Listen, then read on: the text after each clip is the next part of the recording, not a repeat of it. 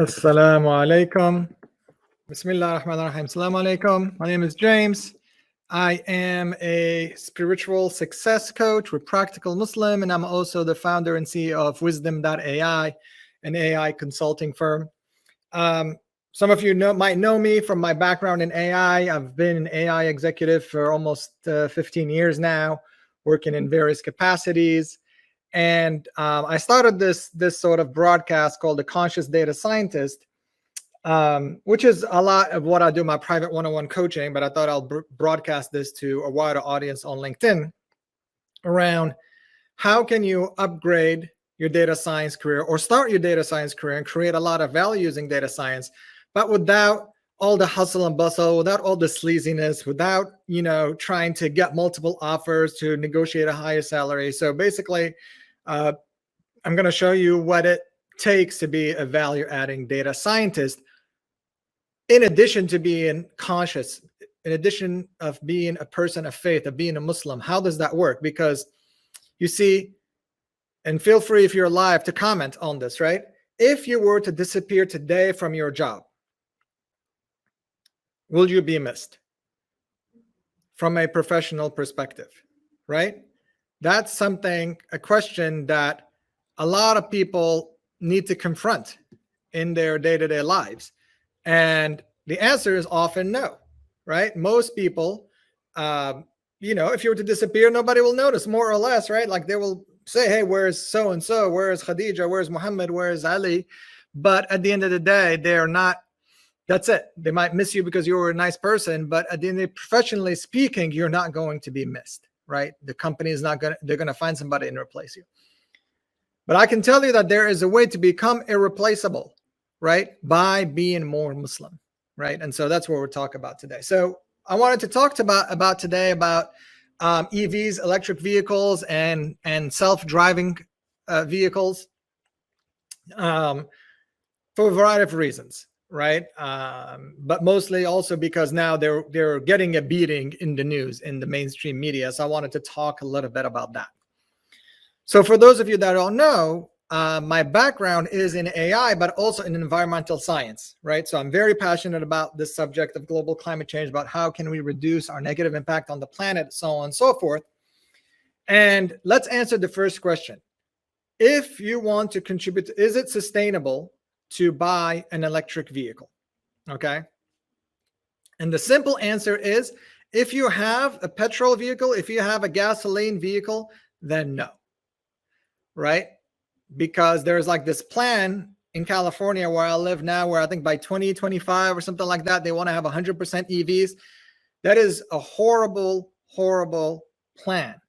Okay. And it's not to help the planet. This is a financial decision. This is not a sustainability decision. Why? Number one, what are you going to do if you had a petrol car that is relatively new and in good working condition? What are you going to do with that car? Right? That car has been created and it has nowhere to go. You could sell it, I guess, but if everybody's buying electrics, how are you going to sell this car? That's number one. Number two, it costs a lot of energy to create an electric vehicle, right? So there is that footprint, the carbon footprint, if you will, of creating a new electric vehicle that you're going to buy, including the lithium battery, right? And then number three, people will say, well, I'll save money. That's always the question. Do you save money by buying an electric vehicle over time? Not really, right? In terms of gas, like even the gas in the United States is $6-7 a gallon in California and Los Angeles. It's still over a lifetime of a car, it's going to be barely noticeable, especially if you have to pay for charging. Full disclosure, I have 2 Teslas. I don't pay for charging because I bought my Tesla many, many years ago, right? And so I have that advantage, but I bought these cars when I did not have a car. I've never owned a car. In fact, these cars are in my wife's name. I don't even own a car in my name personally. And so when I moved from New York City to California, we got a Tesla, but I had no gasoline car. The question around, are EVs just categorically better than gasoline cars? The overall answer is not always. No, right? If you already have a car, if you have access to public transit, if you are going to be, walking to work, all that stuff, then an EV is not great for you. If you don't have a car and you need a car, of course, it's better to buy an EV as your first and only vehicle. All right. So now let's talk about, of course, Tesla is an electric vehicle, and they popularized self-driving, right? So there's a lot of companies out there that want to do self-driving. Okay, there's Waymo, there is Cruise, there is, of course, Tesla, and there's other companies, right? They're like GM, and all the manufacturers now have some sort of driver's assistance. And so recently, in the last 2-3 months, people have been really, really hammering self-driving technology. Okay. My background in self-driving technology, I was one of the first people to get training on self-driving technology. And my background, when I started my career in AI, was in image processing. Ironically, a lot of the technology that people now use to identify lanes, to identify objects, started out way before AI was popular, right? So for example, if you wanted to figure out where the lane is for your car, right, there's very simple, tried and true image processing techniques that work. And in fact, some cars probably use them instead of deep learning and these more expensive algorithms. Okay, and so let's talk about the first, why are people attacking viciously self-driving technology? People are saying that, well, it is the biggest bust in R&D history. We've poured in hundreds of millions, hundreds of billions of dollars in self-driving technology, and we are nowhere near. We're decades away from having fully self-driving cars in the wild, right? In part, that is true, and in part, that is not correct. So let's break up the myths. Number one, they spent hundreds of billions of dollars, and we haven't made it that far. Somewhat true, but that is true of all R&D. How far have we've poured an equal amount of money, although despite being in the longer time periods, right, in bioinformatics. Bioinformatics haven't given us that much value back, right? We've invested that much in networking technology. It hasn't given us that much back, right? Et cetera, et cetera. There's R&D, that's what it is. Drug discovery, a lot of R&D is just literally a gamble, right? Especially for organizations that want to make a huge profit, right? So I'm going to pour in a lot of money, hoping that I'll get the billion-dollar idea that I'll recoup all the decades and decades of R&D spent, right? That includes, right, National Science Foundation, et cetera, universities. And they claim, for example, I used to be a professor. The National Science Foundation has, I think, what they call the railway model, where basically they try to showcase how like a little tiny $100,000 grant leads into a like 5G technology 10, 15 years down the line. Maybe it's true, maybe not. Everybody contributes. Like all these breakthroughs is a combination of hundreds of individual contributions. Okay, so is self-driving a bad R&D initiative? That's where the question becomes, how necessary is self-driving, right? And the answer is not that much, right? Like at the end of the day, self-driving is not that big a deal. It is not something we've been driving for thousands of years if you count horses and etc. And so it is not that big a deal. So that in that case, could we have used that R&D money somewhere else? Of course, this is fed by Silicon Valley science fiction obsession of the millionaires and billionaires.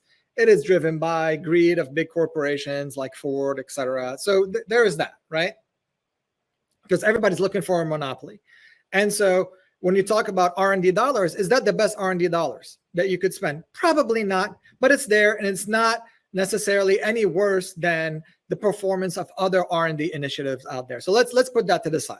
So now most people beat on self-driving because of Elon Musk. Wa alaikum salam wa rahmatullahi wa barakatuh. Because of Elon Musk and his overselling. Okay, there's that. But not only him. Google and Sebastian Third and all these folks were talking about flying cars. Uber was talking about flying cars, right? Like rich people, rich white folks tend to love to explore the science fiction, right? That's why you have people going to space and all this stuff.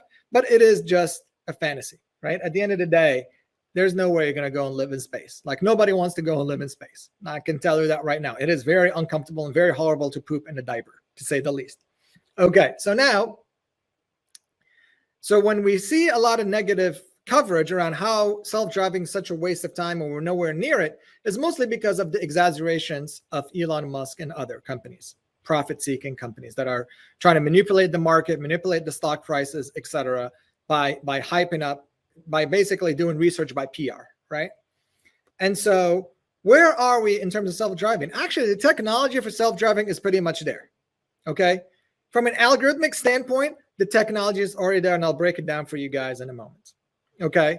There's one fundamental missing piece that I'll mention in a little bit, but overall, the technology is there. Most cars can self-drive. Tesla self-drive. The problem has become, there are two problems that I'll mention. One of them is just an edge case problem. These machine learning algorithms, the way they learn by just examples. And if I've never ever seen an example, a computer, an algorithm is unable to extrapolate from that example to other unseen cases, right? So there was that big joke about seeing a horse carriage in front of the Tesla, and the Tesla was labeling it as a motorcycle, as a car, as a truck. It was like completely confused, right? It's simply because it's never seen, in its training, it's never seen a horse carriage, and so it's confused. Thank you for the thank you for the well wishes. Jazakumullah khair. So now, right? So the technology there. So part of the problem with self-driving is a policy problem. There's no money to make right now in self-driving. Until people stop pouring money in lobbying and all that stuff, then it'll become more and more. And you know, smaller towns and smaller cities have self-drive, you know, fully automated robo taxis, etc. Arizona, Austin, etc. So it'll get there. At some point, the policy is going to catch up to the technology. Okay, but where the missing links there are some technological missing links, right? So what are the technological missing links? As I mentioned before, we have all 99% of the technology in a self-driving car is based on what we call supervised machine learning, right? Where I have examples of inputs and outputs, right? And I know what I need to do. The problem is, fundamentally, self-driving is not a classification problem. It is not a supervised machine learning problem. It's ultimately a decision problem, right? It's a sequential decision problem.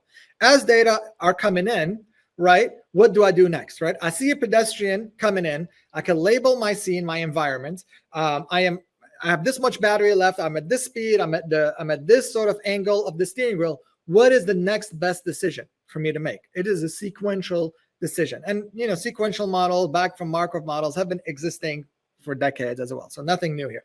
But a lot of times we don't frame the problem correctly. Most people frame it as a classification problem when it's not. It's a sequential decision problem. Now, the other issue is that we cannot reason, right? So just going all in on deep learning, right, which is like the most quote unquote advanced classification method, it cannot reason. It is not a reasoning. So what we need to do is augment these classification models by something else, okay? And that's where the innovation comes in, and where we are far behind, because all of our energy has been put into very straightforward classification models, right? Classification of postures, classification of content, classification of hateful speech. Why? Because big tech invested all that money into problems that relate to them, to Facebook, to Google, to Amazon, etc. Cars, self-driving cars are not that big a deal right now. So they can't direct a lot of R&D money towards solving the problems, the technical problems that are related to them. So that's one. Cars can't reason. It is fundamentally a sequential decision-making problem, not a classification problem. And number three, for us to move forward, you need to have coordination and cooperation amongst the vehicles, because the whole spiel of self-driving, right, is that it's going to be safer than humans. It cannot be safer when only 10%, 15% of the fleet is autonomous. Everybody has to be autonomous. And then we do what's called cooperation, right? We're going to have autonomous agents that are coordinating and cooperating together to optimize the system to minimize accidents, okay? Because right now there's all hell breaks loose when a Tesla or maybe other cars as well, but I know specifically with Tesla, when a Tesla that is an autopilot, which is mostly driver's assistance, right, crashes. The highway patrol records it, all this stuff. And now they're saying that there are so many accidents on autopilot. But that's not true. Once you normalize per capita, you will see that actually Tesla has far less accidents than the average gasoline car, right? Because they're just looking at individual events, and you're having selection bias as opposed to normalizing across all accidents, right? However, we go back now to the hype, right? The hype of Elon Musk. All these cars do right now is very simple, right? Here's what they're doing. They figure out where the lane is. They figure out what we call scene understanding. They can figure out where's a stoplight, where's a stop sign, where's a truck, where's a motorcycle, etc. And basically what they do, they have basic rules to say that I'm going to keep a certain distance if there's a car in front of me. I'm going to check before I could switch lanes. So it's very basic user assistance, driver assistance technology, right? That's not self-driving. But what happens is there's a miseducation of the public. The public think that this is, KIT. If you're old enough to remember KIT from Knight Rider, a car that's just completely intelligent, that drives, knows where to go, etc. And that's how they are promoting it. And that's the mistake. The mistake is on the public, not on Elon Musk. Of course, will get what he deserves at some point, right? But at the end of the day, from the public, you can't drink the Kool-Aid. You have to remain in control of the vehicle at all times. Like this whole idea of self-driving technology is just like with the pilot in a jet, in an airplane. They have self-flight technology, right? But the pilot is always in control. And that's the same thing with self-driving cars. Okay, so I'll pause there, right? But basically, for self-driving cars, again, the main thing about self-driving cars, the biggest problem is a value proposition problem. You see, there is no real value proposition for why do I need self-driving cars? People say I'll save you time and money. Everything saves time and money. Every technology out there claims to save time and money. So saying that it saves time and money somehow, I don't know even if it does, it is not a compelling value proposition. On the other hand, right, you could say, well, if you're impaired, if you're disabled, self-driving is wonderful. Yes, that's great. But is that a valuable business problem? Businesses, last time I checked, really don't care about doing good in the world. They care about making money. And so that is not going to be a compelling use case, but it's a useful one, right? If somebody's visually impaired, somebody's physically impaired, have a broken leg, whatever, right? You'll have a self-driving car that can take you. A robo-taxi could potentially solve that problem. But overall, it is not going to be helpful, right? And so really, if you're working at a Tesla, at a Waymo, at a Cruise, don't drink the Kool-Aid. Push your CEO. What is the value proposition? What is the value proposition of self-driving car? And as we know, Argo AI, which was another self-driving software company, ran out of business last week, right? They couldn't raise money. After raising billions of dollars, they couldn't raise money. And up until recently, they were hitting me in my DMs. Hey, do you want to join us? All the time recruiting, right? Or do you have former students that will join us? And then they just shut down overnight, right? They still had like probably hundreds of job postings on their website and they went out of business. Mainly because there is no viable business use case. What are the two things? Either I create only the software and then I license it to other manufacturers. It's a long-term play. You're going to be dealing with, the reluctance of car manufacturers, or you build your own car. And as you know, with Rivian, with Polestar, with Tesla, it is very, very hard to build a profitable car business. There's like so many things beyond the AI that you have to worry about that most AI companies cannot tolerate.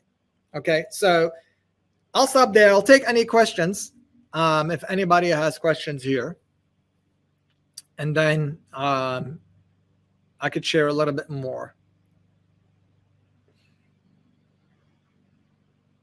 Okay, so if you want to get started in self-driving technology, nothing wrong with that, right? There's lots of companies hiring, lots of money. How do you break into self-driving?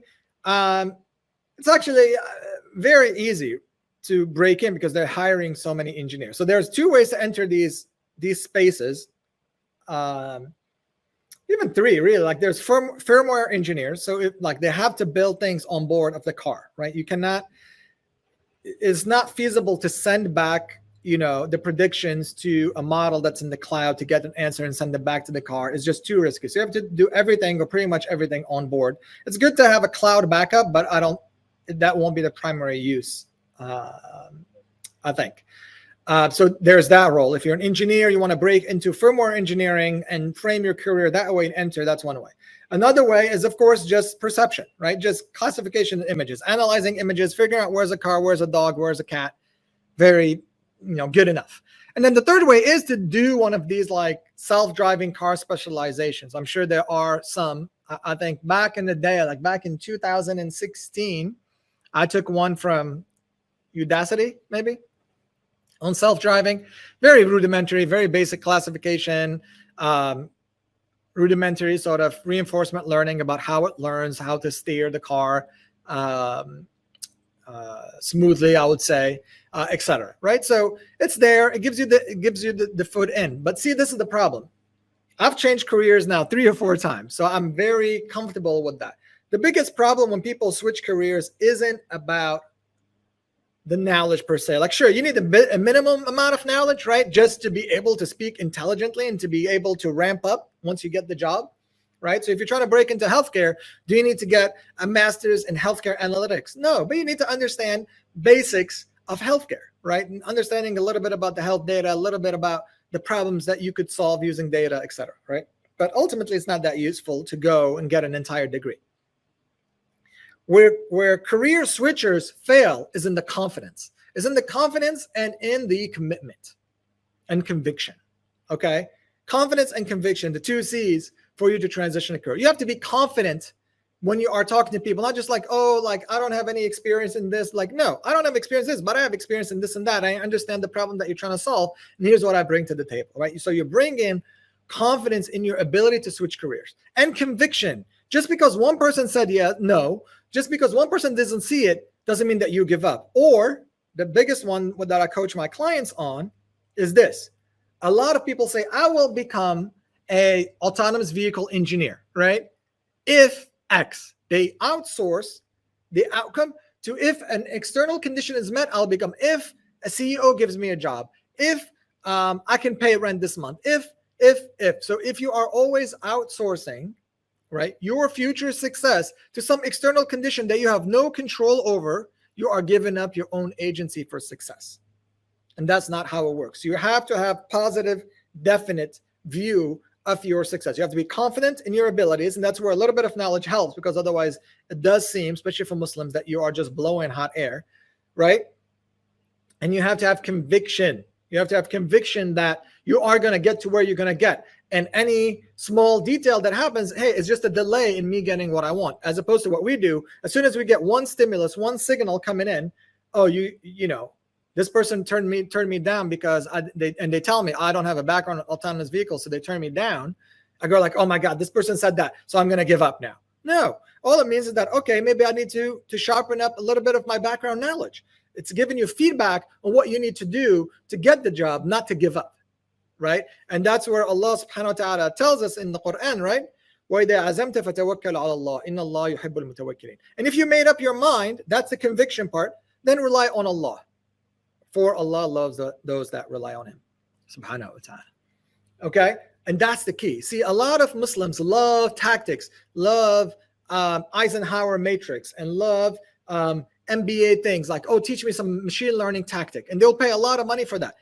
What you need to pay money for and pay attention to is more, how do I take what I already have in my Islam that I could apply to get the job, to get the spouse, to get the career, to get the business that I want. That's the key. So confidence and conviction leads to successfully transitioning careers over and over and over. Okay. So somebody's asking about, it's a little bit not related to this, sort of where does a data scientist begin and end, and where does engineering, what skills of engineering I need to learn, et cetera, et cetera. So now there is this myth of what they call the full stack data scientist, somebody who knows data science, who knows modeling, who knows experiments, who also knows CI/CD, continuous improvement and delivery, who knows unit testing, who knows very nitty gritty software engineering skills, who knows systems, who knows scalability, who knows algorithmic thinking. There is no such body. There's no such person. This is just companies. This is two people, companies and gurus, right? Companies trying to get you to do 2 or 3 people's jobs for the salary of a single person, right? And all that leads to is burnout at the end of the day. Nobody can do 3 people's job for the salary of 1 person, no matter how much that salary is. But it usually also tends to be low. And number 2 is gurus, right? Career gurus, which I tell you, hey, you need to learn all these things. They make it seem like it's impossible to get a job except if you talk to them. And I'll say, don't take that advice, right? The key is to know yourself. What is it that you enjoy to do? I meet so many people, even when I used to work in industry, right? I'll have these one-on-ones with my employees. All my employees had at least once a month one-on-one with me. I try to never break them, even no matter how busy I was.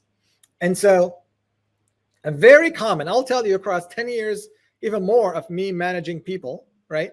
Even back in the day, a very common career aspiration for a lot of young, inexperienced data scientists. My dream is to do end-to-end machine learning, meaning from idea to gathering the data, to cleaning the data, to organizing it, to formulating the problem, to building a model, to serving the model, to maintaining the model, et cetera, to presenting the results. And that's just insecurity. You cannot do all these things very well. Instead, let's go back to the beginning of my session. I said, you have to make yourself irreplaceable. To make yourself irreplaceable, you have to do one thing better than everybody else. If it's data, stick to data. If it's model serving, it's model serving. If it's engineering, take in a Jupyter notebook and turning it into production code. That's your skill. Focus on it and double down. If you try to be everything for everyone, you are nothing.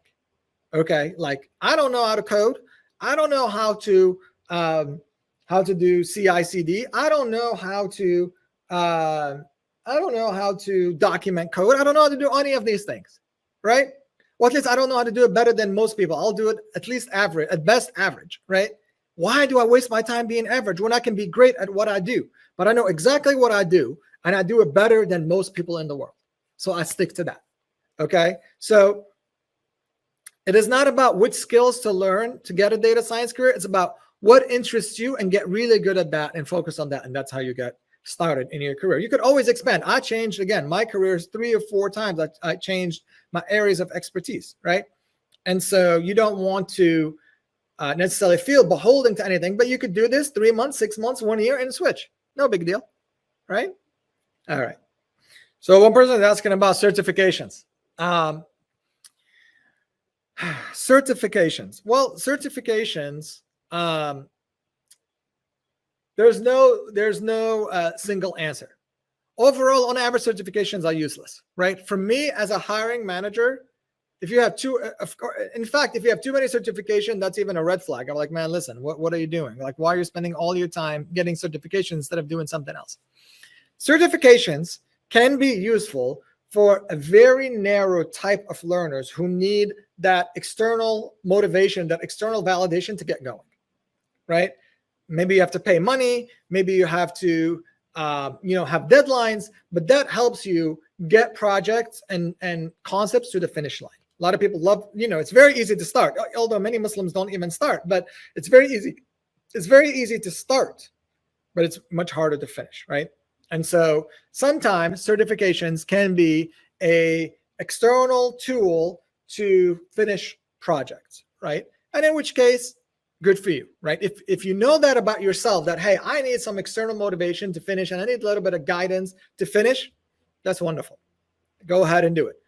But the mistake that people make is that they put their self-worth into that certification.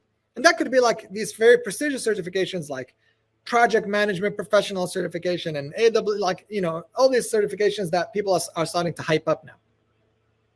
No problem in it for themselves. But if you are transferring your self-worth where you feel more worthy because you have a certification and less worthy if you don't, that's the mistake. That's the mistake to avoid, right? And that's for anything, for a master's degree, for a data camp certification, for an AWS certification, for any of these, right? For a Coursera course, whatever. I see so many people having these. Guess what? Everybody else also have those. So it's not going to separate you.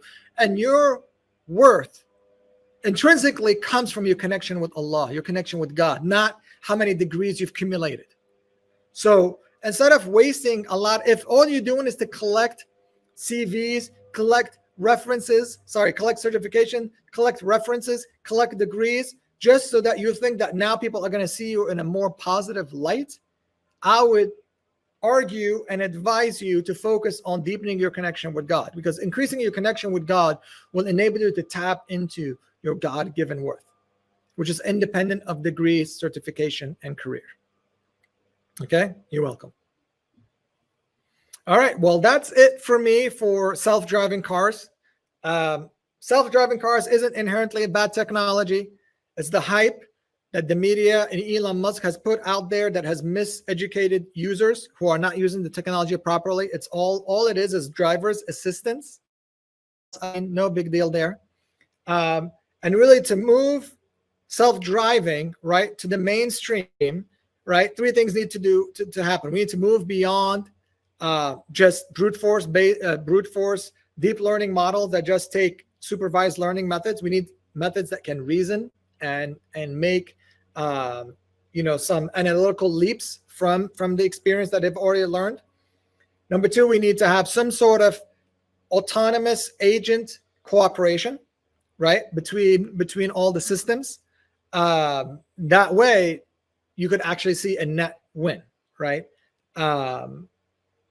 And then lastly, right, we want to also be able to diversify the methods instead of just only relying on deep learning, right? And that's where the clout of the self-driving industry is just not there to divert some of the brain drain where everybody's just working to sell your ads and all this other stuff, and put it into some of the problems that are relevant to self-driving, including better sequential decision models. Although, like, for example, now there's these diffusion models that are coming out, which are basically sequential models as well. All right. So if you want to upgrade your career, whether you're in data science or not, of course, you're in data science, I can speak to that. But if you have an advanced degree and you're struggling, right, you're not getting your worth, they're not paying you well, you're not growing, you're not getting projects that excite you, then book a time to chat with me where I can help you upgrade your career, right? But this is not me giving you advice. This is not, one-off thing. Like, if you're looking to build a long-term sustained solution, then book a call with me. I'm putting it in the comments right now. And let's see how I can help you upgrade your career, inshallah. All right. So I'll be back on next week, inshallah, for another episode of The Conscious Data Scientist. But just remember that the greatest tool is not to learn a model or a data science technique or data engineering technique, but to deepen your connection with Allah. All right. Assalamu alaikum wa rahmatullahi wa barakatuh. Peace.